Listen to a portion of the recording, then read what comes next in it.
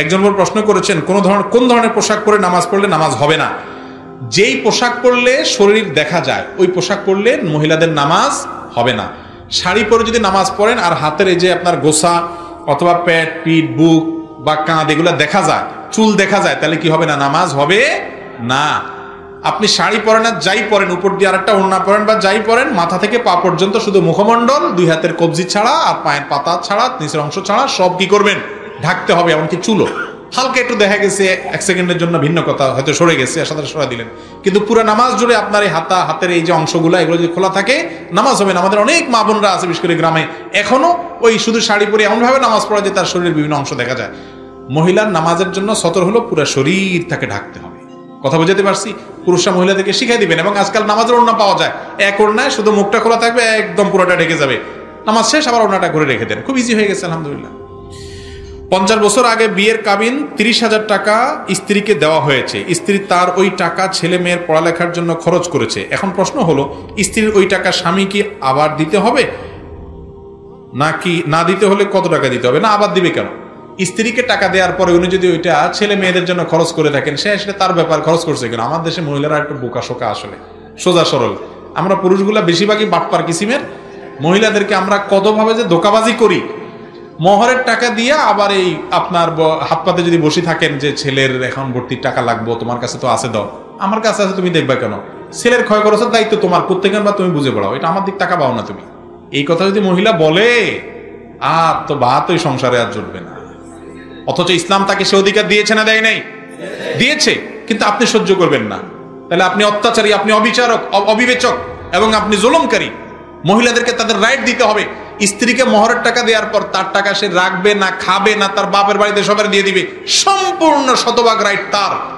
আপনার জিজ্ঞাসা করার অধিকার নাই কি করছো গো। জিজ্ঞেস করতে পারেন, যদি বলে আমার মনে হচ্ছে যে হাওয়ায় উড়ে দিছে, শেষ, চুপ থাকবেন, কোনো কথা নেই, একদম মুখে কুলুপ, সত্য কথা বলে, এটাই ইসলাম। কিন্তু আমরা কি করি? মহৎ তো দেয় না, 2 নম্বরে 10 লাখ 20 লাখ ধরে কয় টাকা দিয়ে আবার ওই বাসরাত যাইতে না যাইতে হাত পাতে বসে থাকে ফকিরের মতো। বিদেশ যাওয়ার সময় বলে কি করছো, এগুলো দাও। ঠিক না ঠিক? এগুলো উচিত না ভাই। মেয়েদেরকে স্বাধীনভাবে কিছু খরচ করার সুযোগ দিতে হয়। আচ্ছা, তার মা বাপ আছে না? সন্তান হিসাবে সে মা বাপের জন্য একটু পয়সা দিয়ে কিছু কিনতে মনে চায় না? এই জন্য ইসলাম বলে এটা আপনি তাকে দিবেন, স্বাধীনতা দিবেন, সে যা ইচ্ছা তা করবে। কিন্তু এখন মহিলারাও একটু বোকাশোকা, দিলে মহব্বতের চোটে প্রথম তো এত বেশি মহব্বত হয়, বলে ওগো এই টাকা দিয়ে কি করবো, তুমি থাকলে আমার কত টাকা হবে, তুমি নিয়ে যাও। এই দরাটা খাইলো আর কি, এই বাটপাড়ার হাতে দিয়া এই যে গেল তো গেল, আর ওই টাকা পাওয়া বেচারির আর নসিব হয় না। এবার মাসালা জিজ্ঞেস করে মৌলবীর কাছে, ছেলে মেয়ের জন্য খরচ করে ফেলছে, এখন আর পাবো কিনা? আর কোত্থেকে পাবেন? একবার পাইছেন, শেষ। আপনি তখন দিয়ে দিচ্ছেন কেন? বল, আমাদের মহিলাদেরকে একটু চালাক বানাইতে হবে, নাহলে এই বাটপাড়ি পুরুষ শাসিত সমাজে এই বেচারিদেরকে রক্ষা করা কঠিন। ইয়াংরা বিয়ে করবেন বাপের বেটার মতো, পুরুষের মতো মোহর দিয়ে দিবেন স্ত্রীকে, একদম হাতে হাতে টনটনাইয়া। আমি আমার স্ত্রীকে পুরোপুরি মোহর দিয়ে দিয়েছি। আলেমরা বেশিরভাগই আমি জানি যে দিয়ে দেয় আলহামদুলিল্লাহ। বাংলাদেশে মোহর ধরে 10 লাখ 1 টাকা, 20 লাখ 5 টাকা। আরে বাবা, বাহার কি 6 টাকা বেচা যাবে না আলী? মোহর ধরে 10 লাখ 1 টাকা, আবার 1 টাকাও দেয় না। কত বড় বাটপারে আপনি চিন্তা করেন। দিবে না 1 টাকাও, ধরে 10 লাখ টাকা। এর চেয়ে বড় বাটপারে আল্লাহর জমিনে আর কি আছে বলেন? যুবকরা যা ধরতে পারবেন তাই দিবেন।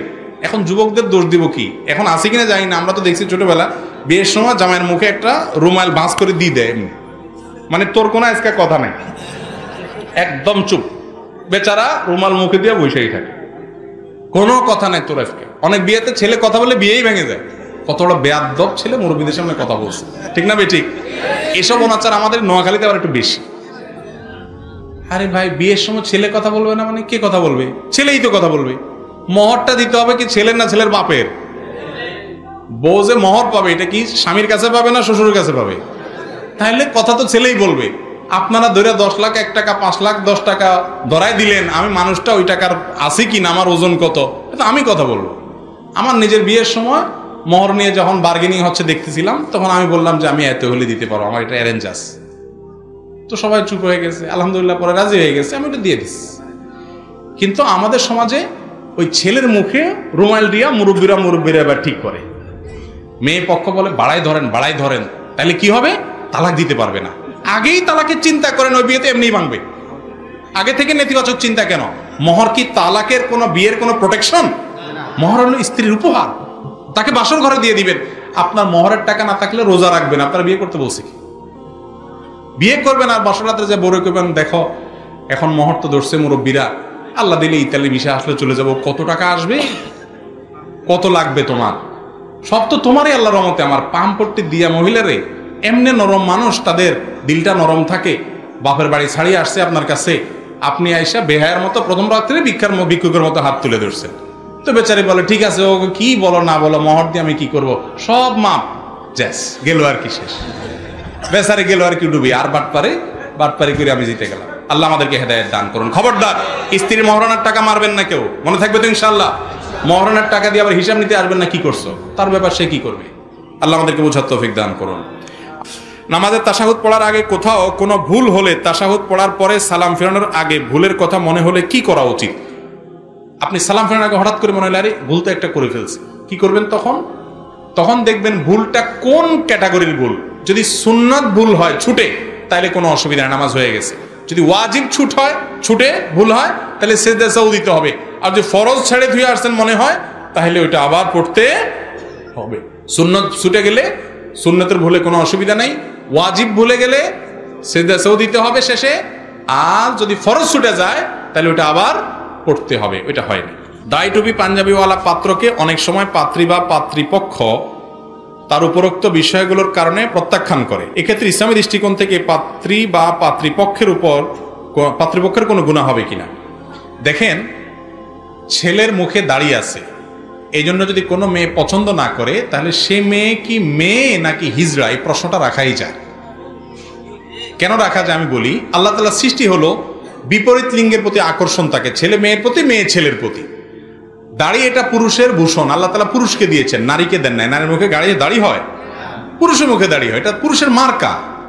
পুরুষের মার্কা থাকলে এটা দেখে তো নারী আকৃষ্ট হবে। এখন মার্কা দেখে যদি নারী পালায়, তাহলে এটাকে নারী না হিজড়া, এটা নিয়ে প্রশ্ন তোলা যায়। যাই হোক, আল্লাহ মাফ করুক, একটু আক্রমণ করে বলছি, আল্লাহ মাফ করুক। মূলত আমাদের যে সমস্ত বোনেরা বা যে সমস্ত অভিভাবকরা দাড়ির কারণে কোনো ছেলেকে প্রত্যাখ্যান করেন, নবীজির সুন্নাতের কারণে, ওয়াজিবের কারণে, শরীয়তের কারণে, ইসলামের কারণে যদি কাউকে অপছন্দ করেন, তাহলে এটা ইমান বিরোধী একটি চেতনা। এটার কারণে ইমান চলেও যেতে পারে কোনো কোনো ক্ষেত্রে। এত ডেঞ্জারাস একটা বিষয়। কথা কি বুঝাতে পারছি? মনে রাখবেন, ছেলে ভালো মানুষ কিনা, মেয়ে ভালো মানুষ কিনা, এটাই হলো মূল সম্পদ। টাকা পয়সা, রূপ, লাবণ্য, এগুলা কোনোটাই মানুষের মূল জিনিস না। এই জিনিসটা মানুষ একটা সময় বুঝে, তখন আফসোস করে আর কাজ হয় না। এই জন্য দেখবেন ছেলেটা মানুষ কিনা, ভালো মানুষ কিনা, মেয়েটা ভালো মানুষ কিনা। সম্পদ এগুলা কুলি কামায়, চামারে কামায়, বিভিন্ন মানুষ কামায়, তারও একসময় সম্পদ হয়ে যাবে হয়তো, কিন্তু মনুষ্যত্ব এটা কখনো অমানুষের সাধারণত আসে না। এই জন্য মনুষ্যত্ব দেখবে। শুক্রবারে জুমার নামাজের স্বামী পড়ার আগে স্ত্রী নামাজ পড়তে পারবে না, এই কথাটা কি সঠিক কিনা? আমাদের দেশে মহিলাদেরকে আমরা একেবারে দাসী বানাই ফেলছি, আল্লাহ মাফ করুক। স্বামীর নামাজের সাথে বউয়ের নামাজের কি সম্পর্ক? ওয়াক্ত হয়ে গেছে, নামাজ পড়ে ফেলবে। স্বামী বেটার বেনামাজি হলে কি স্ত্রী বসে থাকবে যে আমার স্বামী নামাজি হোক তারপর পড়বো? সম্পূর্ণ অনর্থক কথা, এরকম কোনো কথা নাই।